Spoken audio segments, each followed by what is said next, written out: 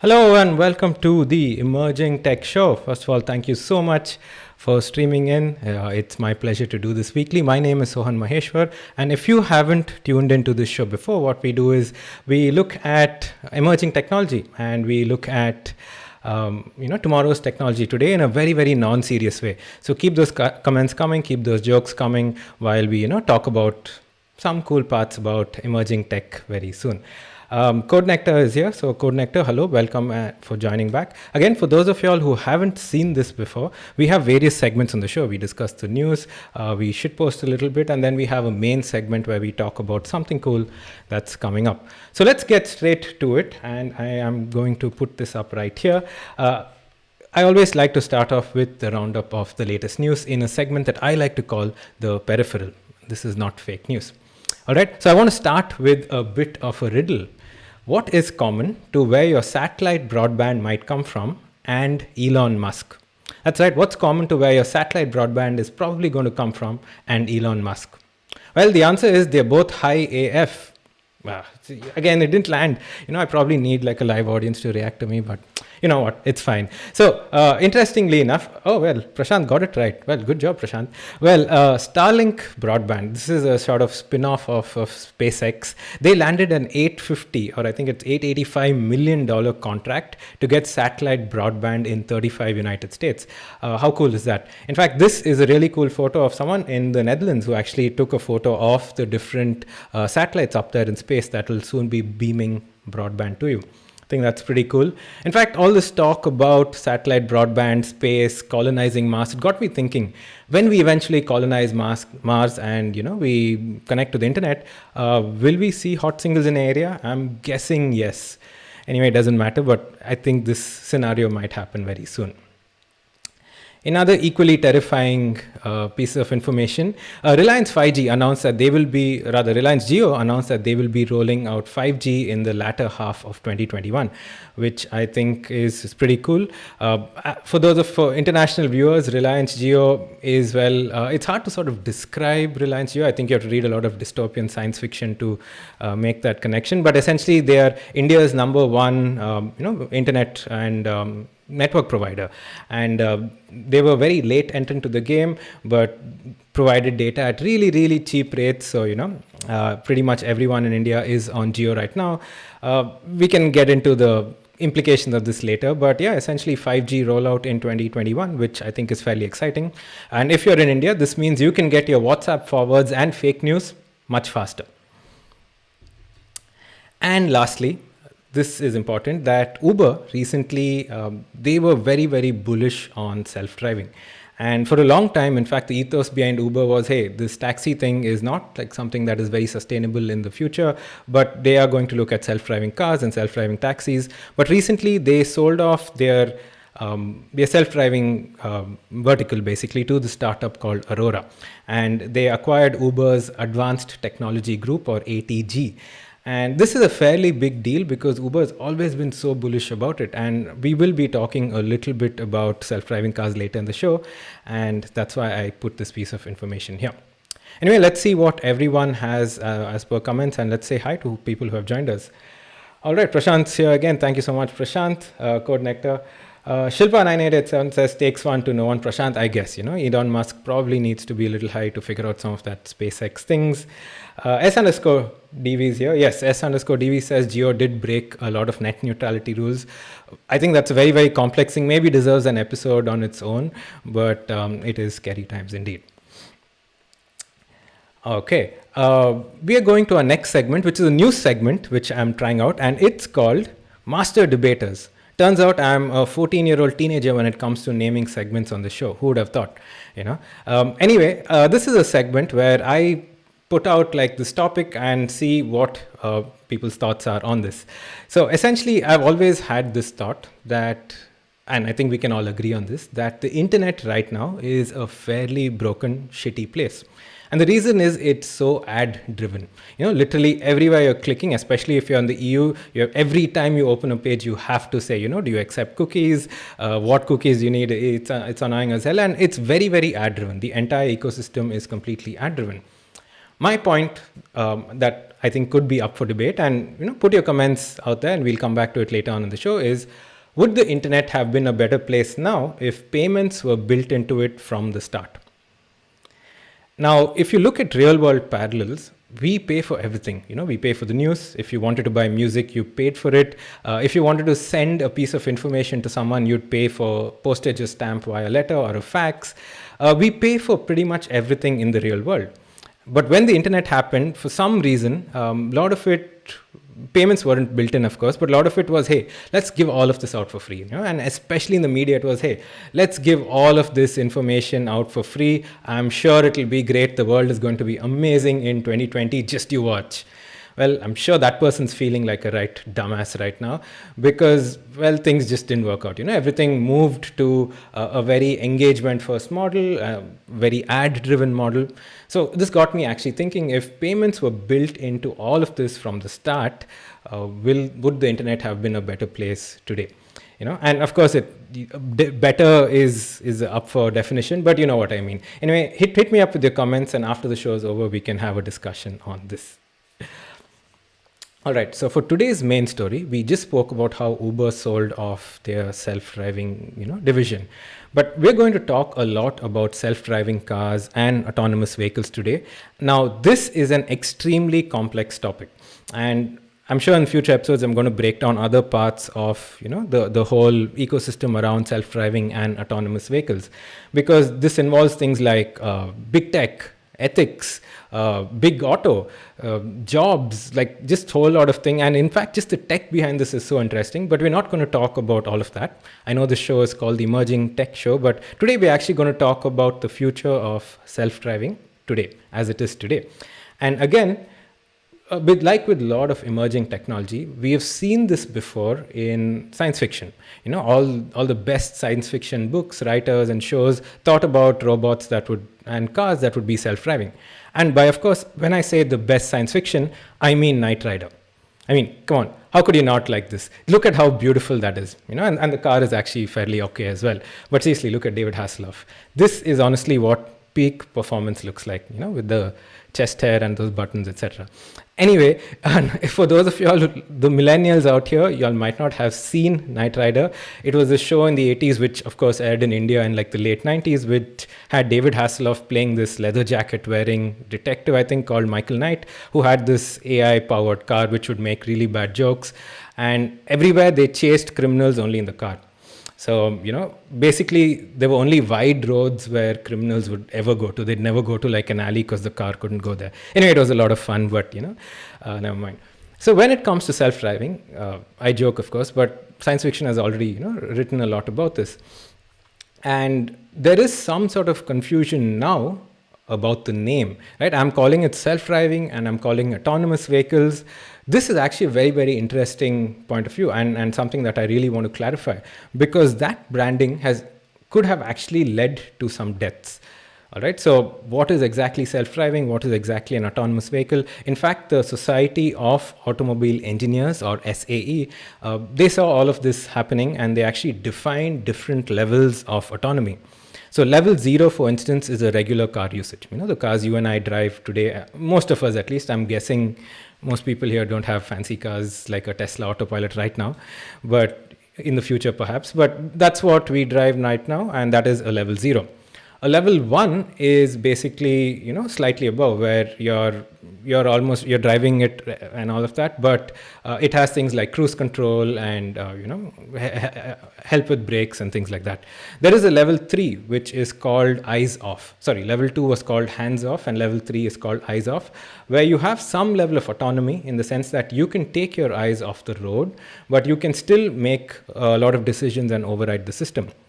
Level 4 is called a mind off, where you don't need to be worried about what's happening. You can actually just, read a book or text like you typically do while driving anyway. Let's face it, we all text while driving. Don't do that. And of course, level 5 is when the steering wheel is actually optional. You don't need a steering wheel. The car will take you from place A to B, and all you have to do is sit there. Now, the problem was a lot of companies branded their program or whatever, their service very differently. Like Tesla called it autopilot, which led to a lot of confusion among people about what it actually could do.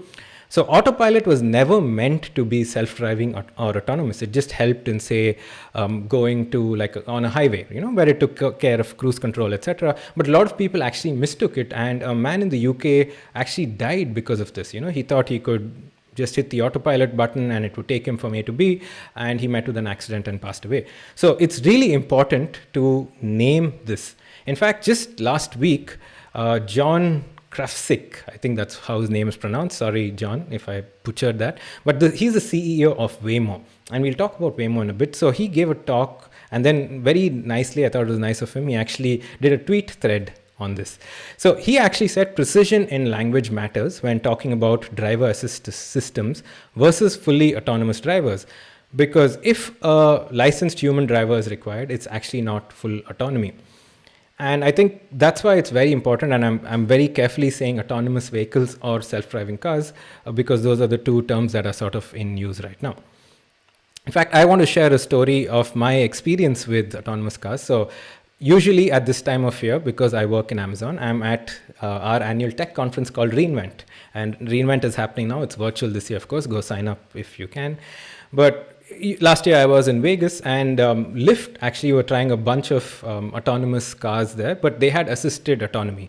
So you could order like a Lyft, and my colleague did, and this car would pop up, and sometimes you'd see there's no driver in the car, but like an engineer sitting in the back with a laptop looking at a bunch of metrics. And we'd like slowly enter in, and we'd ask them, and they say they were actually trialing robo taxis out in Vegas, because the strip is essentially just 2-3 straight roads, and it's fairly organized, and they had someone in the car to test it out. I don't know what's happened off that, to be honest, but in this same talk, John Krafsik actually said something very, very interesting. And he actually said that human drivers are unreliable supervisors of automation. Let that sink in. Human drivers are unreliable supervisors of automation and become increasingly unreliable as the automated driving systems improve. So it's a sort of paradox, because these algorithms are actually increasing increasing in terms of complexity, and having that human in the car makes it worse. In fact, the Lyft product manager who was sitting with us the other day in the car actually said that at that point of time, this is a year ago exactly, said that if they were to remove all the cars in Vegas and replace them with self-driving, completely autonomous cars, everything would be perfect. It's the humans that are basically causing the problem, which again, I thought was very, very interesting. So that's where we are at when it comes to autonomous vehicles. Now, we can do a deep dive of the tech that goes into it. There's radar and LiDAR and GPS and odometry and, high-speed cameras and 5G, but we'll do that some other time. I essentially, like I said, I want to focus on the scenario today. And I want to do that through the lens of 3 particular companies. They are Waymo, Cruz, and Zoox. First of all, I really think Silicon Valley needs to name their products slightly better. I'm tired of these like 4-letter, like take out the vowel from the word, sort of name, but who am I to judge? Anyway, Waymo, Cruz, and Zoox. So let's start with Waymo. Now, this is very interesting because they're a startup that started within Google and are currently owned by Alphabet. Alphabet is the parent company of Google. And the thing that is interesting is that Waymo has a service called Waymo One that is actually currently running in a suburb in Phoenix right now, in Arizona. So if you're in Phoenix, you can actually go and hail a completely autonomous car. And in fact, it's very cool that there is this dude named Joel Johnson who has a YouTube channel called JJ Ricks Studios. So he's essentially unemployed right now by his own admission. He's taking a break in his university or, rediscovering himself, whatever, we've all been there. And what he's doing is he's putting up a bunch of videos of him sitting in these Waymo taxis. In fact, he just put one today, like literally a few hours ago. So he's very busy with this stuff, as you can see. He's actually taken 60 driverless rides in the last 2 months. And I actually watched a bunch of his videos and they're really interesting. So he hails the cab, he has like a couple of cameras. There's one video in which you can see the image right here. It's at a very crowded parking lot of a supermarket and there are people walking across constantly. And the car actually waits 3 minutes before it can move because it keeps waiting for people to move. Basically, this thing won't work in India, let's face it. But essentially, Waymo is at a level 4 where your mind can be off, where you can just sit in the back. Also very interesting to sort of see people look at this car really strangely and like, hey, what the hell is going on? But the cool thing is, yes, they have done like 100,000 rides, and a lot of them were under NDA, etc. But now it's open to the public. In fact, Ars Technica also reports that they have a very, very good success rate. But unfortunately, it's very difficult to compare it with actual scale, which is another factor, I'd say, in how driverless cars are actually being compared. So what Ars Technica says is that for every 100 million miles traveled in the US on a highway, there's just one fatality. And right now, Waymo has put in about 6 million miles. So honestly, it's very difficult and it'll take time to get to that 100 million mile before you actually figure out how long it'll take. So, and how many people, might be injured, etc. And most of the accidents that have happened so far have been found to be the fault of the other driver. It's always the other guy's fault, am I right? But again, very interesting. So if you're in that part of the world, do check it out. The second company that I want to talk about is Cruz. Now, Cruz is interesting because they're fairly doing similar tech, but it's interesting because they're actually invested in by Honda and GM. In fact, an ex-GM, like a general manager, has been around. They still are operating these robo-taxis, but they still have the safety operators in the car. Now, the interesting thing about this company is that they're actually testing it out in San Francisco. Now, Phoenix in a suburb might be a lot easier because you don't have as much traffic, as many bikers and skaters and people doing random shit, but SF definitely has a lot of that. So Cruz is actually claiming that they can run on SF roads very soon, and that will be interesting. You're actually looking at a fairly congested city where you have a self-driving car. The last one that I want to talk about is, I think, the most interesting, and this is a company called Zoox. Now, look carefully at the image and tell me what is different from the other two images that you see. So I'll give you a second to look at that. But essentially, this is a company that was bought by Amazon, Big Daddy, in 2020. And they're actually launching something on the 14th of December. And these photos were linked when they were shooting an ad a few days ago in SF again. Now, this is supposed to be a robo-taxi again, but they have a very, very interesting way of thinking. And what they say is that autonomy actually doesn't work if you retrofit an existing car with technology. So if you look at the past two images, like the Cruz one and the one from Waymo, right? This is how it looks. These are actual cars fitted with tech. They're retrofitted with tech. But with Zoox, the car is built ground up. In fact, look carefully, and I'm sure you didn't think of this earlier. There is no front or back to this car. Because there is no need for a steering wheel, essentially. In a self-driving car or in a completely autonomous car, you don't need a front and a back because you don't need a steering wheel. So this car doesn't have one. It just has sliding doors. You sit in, the doors are facing each other, and it's completely bidirectional, which is called a hype meter. So I also have a second camera set up because I'm cool like that. I actually think that if it comes to it, the reading on the hype meter is actually really, really high because, and I'm going to bring up this hype meter because this exists right now. Literally this is running right now. So it is time to get hyped about self-driving cars. Again, a lot of ethic debates about, whether it can cause accidents, whether it doesn't have a conscience. Like if it causes an accident, it doesn't realize that it's caused an accident and make any changes. So all of that exists, but well, so do robo-taxis on the road right now. So something definitely to get hyped about. In fact, this is not just in the USA. AutoX, which is a company that's Alibaba backed, has become the first company to put out a fleet of completely driver-free vehicles in China. And they did this again very recently, and the cars are roaming around in Shenzhen. And again, these don't have safety drivers or remote operators. They're completely autonomous, which is a level 4. Also, Baidu has launched Apollo Go robo-taxis in Beijing and a couple of other cities. So, who knows? All of this is clearly happening. And in the US as well, there are a lot of developments. There's a company called Neuro, which is doing this purely for cargo. So this is happening, so it's time to really get hyped for it.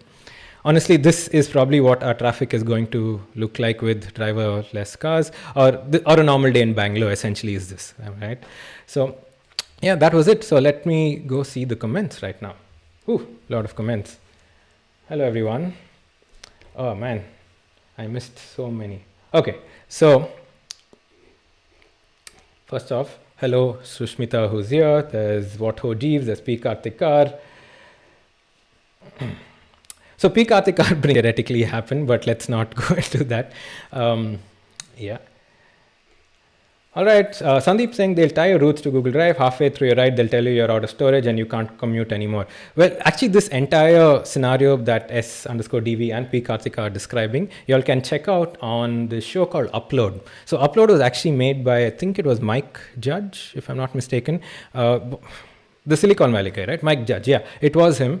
His sort of recent attempt, it's on Amazon Prime, to sort of, take a look at the future of tech with VR and self-driving cars and say it's not like the greatest and we should go back to the old world. Not the best show, but he does explore, or rather they do explore some of these scenarios. Do check it out. Okay. Oh, Greg Daniels, sorry. Watho Jeeves comes in clutch. So that was Greg Daniels, I think. I'm not sure if it was Mike Judge or Greg Daniels. All right, so Prashant5150 saying, has anyone tried self-driving bumper cars for public transport? If not, I just think I solved autonomous transport. You're all welcome.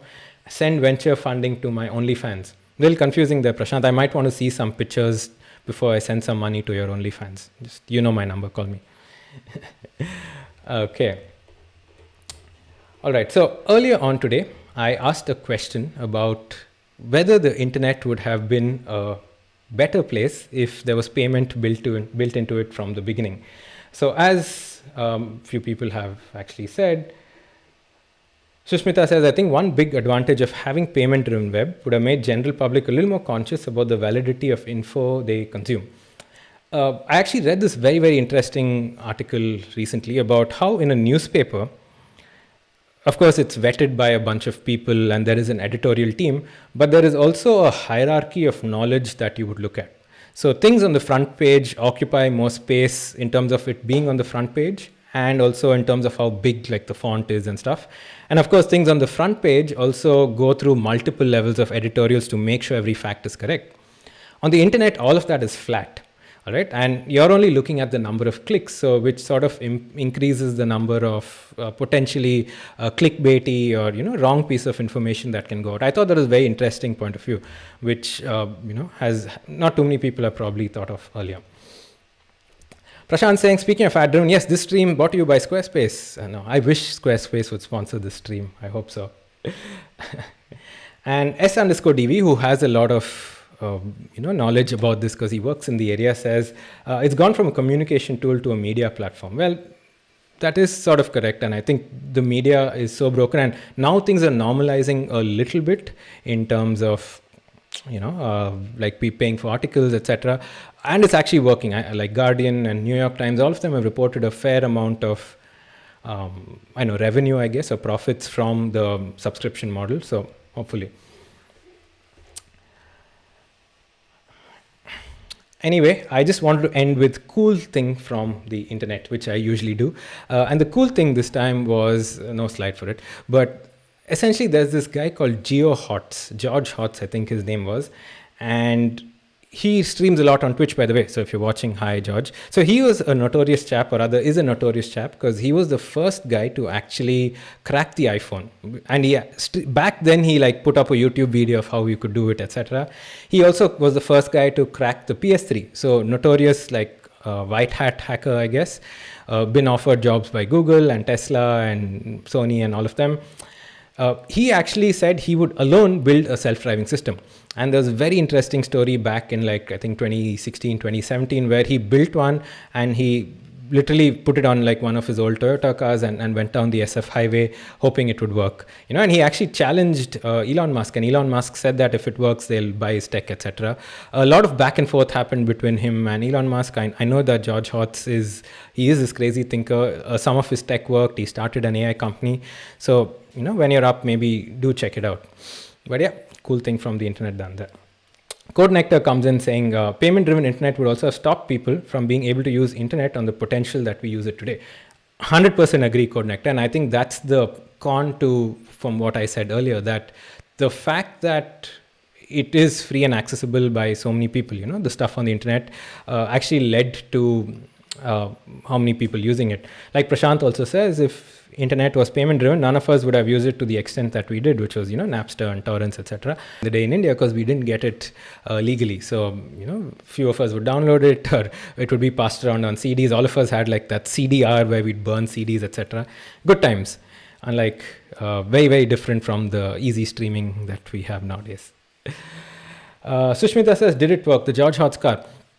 The interesting part was he did an interview, I think it was with Bloomberg, and the interview took place and he called the journalist and he's like, hey, this is the car, etc. And the interviewer asked him, hey, does the car work, the self-driving car? And his response was, let's see. Because literally that was the first time he was trying. See, of course it worked to some extent. Obviously it's not like a commercially viable thing. He still claims he could sell it, like the tech behind it, etc. Don't know what he's currently up to though, so I should check it out. Very interesting chap for sure. I think he streams quite a bit on Twitch as well.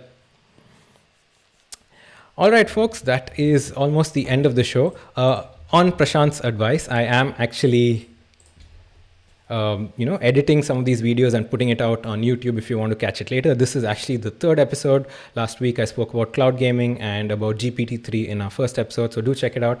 I'm putting the link out in the Twitch stream, so if you could like, share, and subscribe, that would make my day.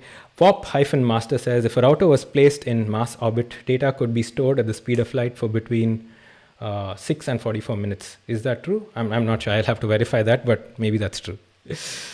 Anyway, folks, this was fun. Join me next week again for another episode of the Emerging Tech Show. Thank you so much for joining. See you soon. Stay safe, and bye.